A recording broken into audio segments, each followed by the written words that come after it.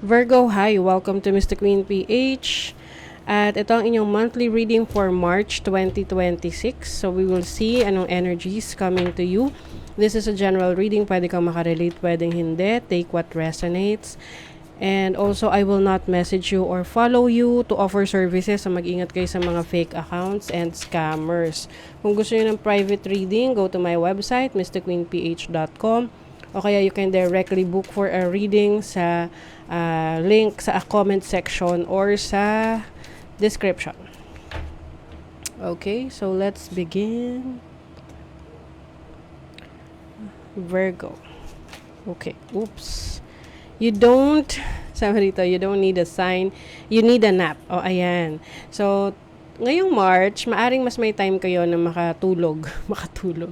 Mas may time kayo na matulog, magpahinga, or ito na yung sign na kailangan nyo ng mas maraming tulog kung kayo laging pagod, sleep deprived kayo. So, minsan kasi kailangan natin kalmahin yung isip natin. May mga times na parang we want signs from the universe, ano yung dapat natin gawin kasi wala tayong clarity, magulong isip natin. Yung pala, nag-overthink lang tayo at saka wala tayong tulog na maayos. So, kailangan mo lang matulog para ma-clear ang iyong mind. You're not in a soul contract, you're in denial. Okay. Some of you, pwede rin, meron kayong challenges regarding sa relationship. Na parang you are thinking na itong person na ka-deal mo, kaya ka nagkakaroon ng challenges dyan is because meron kayong soul ties or karmic connection or even twin flame connection or soul contract. But actually, nasa toxic situation ka lang talaga, toxic relationship. So, it's time to reassess your situation, 'di ba? Ito ba talaga yung gusto mong connection o hindi, 'di ba? And then so you can move on and move forward. At panindigan mo kung ano yung gusto mo, 'di ba? So, the universe is not Amazon Prime. Nakakatawa 'tong mga cards na 'to. Ibig sabihin nito, hindi mo minamadali dapat si universe, 'di ba? Si God or kung ano man yung belief system ninyo.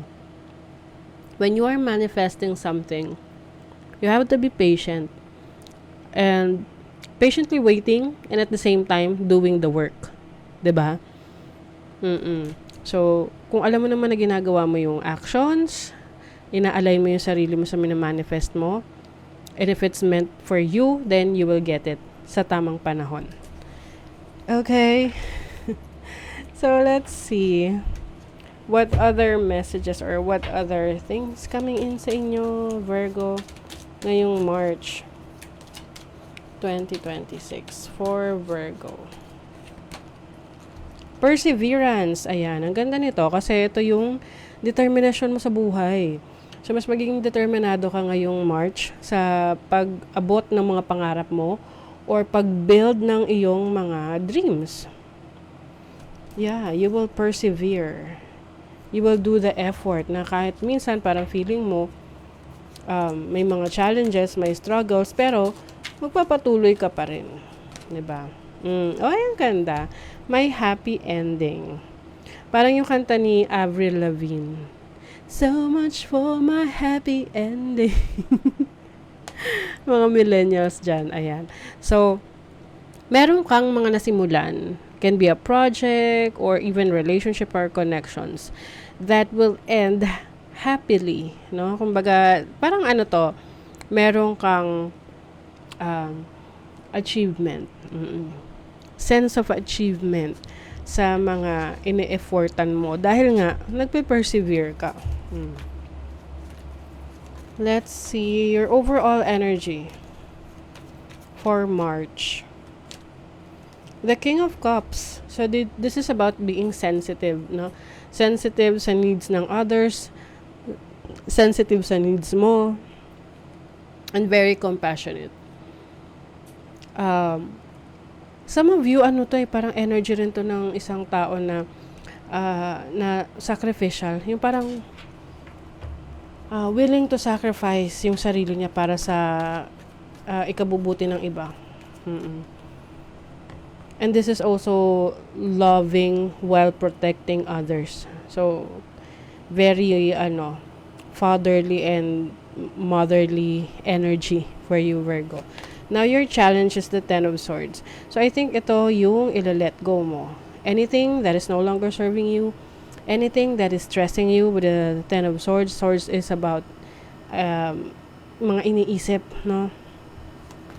Kasi itong mga iniisip mo na to, pinapahirapan ka lang, or yung mga communication that you are dealing with is like parang hindi yun yung mga tao na gusto mong makausap, or maybe parang backstabbing you, yung tipong may mga betrayals, no? So you are letting go of that. Your challenge is to finally end, no? To finally natapusin mo kung ano man tong hindi na nakakabuti sa sitwasyon mo, lalo na sa isang connection or relationship na parang feeling mo na ibigay mo na lahat pero kulang pa rin, so wala ka nang maibibigay pa. So it's time to let go. Now, your opportunity is the Ace of Cups. Ang ganda nito kasi this is a new beginning. After ending a situation, there's a new beginning. This can be a new relationship coming in. This can also be peace of mind, no, sa sarili mo. Happiness as well. Can be a new source of happiness coming in para sa inyo. In any form, okay? So, yung iba sa inyo, makes sense, no? Kasi may parenting dito. Pwedeng meron sa inyong magkakaanak na. Can be a father, mother, no? Baby is coming in ngayong March or around this time. And then your blessing is the Seven of Cups. Maraming blessings actually. Kaya lang, kailangan mo lang piliin or i-utilize yung blessings na to sa tamang paraan. Okay? For example, meron kang na-receive na extrang pera. Ngayon, nasa sayo kung gagamitin mo yon for, for something na hindi naman importante or something na magbe-benefit ka. Kasi kung something na magbe-benefit ka, then yung blessings nun magmumultiply pa, 'di ba? So, hindi lahat ng blessings na dumarating kailangan ay gamitin o kaya sayangin, 'di ba? So, and another thing, maari ring meron kasing confusion dito. So, if you are not kung hindi ka sigurado sa mga pinapasok mo, can be relationship, can be a business or investment, ganyan. Wag mo nang gawin, no, kung hindi ka sigurado. You have to be really, really sure. Okay. Now, your focus is the Five of Cups.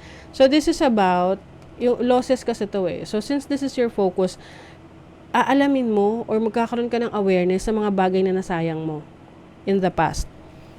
Kasi minsan, hindi natin alam or hindi tayo aware sa mga nasasayang natin.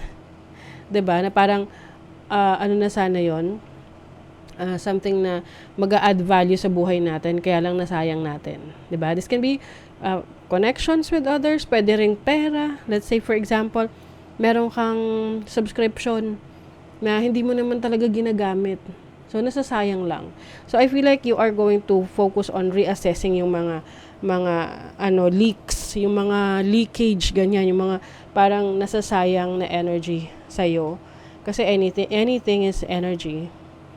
And you will focus on something beneficial para sa'yo. Oo, anything na talagang nandoon ang benefits. Affairs with your family. So, some of you, merong mga importanteng aasikasuhin, ganap within the family. Pwedeng reunion, pag-uusap, disappointment in some affair. Okay. So, Virgo, maaring meron disappointments dito sa isang kamag-anak, family member, na pwedeng hindi kayo nagkaintindihan. So, pag ganon, iwas na lang muna, no? Pwede namang pag-usapan yan kapag, kalmado na lahat. A stubborn, aggressive person. So, maaring yan yung kadil mo. Someone who is aggressive and stubborn, matigas ang ulo, 'di ba? doing something risky, taking a chance. So I think yung iba sa inyo, you're going to take a risk. Yung ano lang, dapat ano lang, well calculated na alam mo yung effect ng gagawin mo. Hindi mo siya parang mamadaliin. Tenderness, show compassion and forgive what needs to be forgiven. So, yung iba sa inyo, meron kayong patatawarin para syempre makapag-release ka na rin ng sama ng loob mo at makapag-focus ka sa healing mo. Detach your emotions from situations that you cannot control. That is true. Anything na hindi mo kontrolado, surrender. Kasi yan yung makakapagpa-apekto sa'yo na bakit hindi mo naaayos or nakokontrol ng sitwasyon kung alam mo naman na beyond your control na yon. So, just surrender and go with the flow. Okay? So, that is your reading, Virgo. Thank you so much. See you again.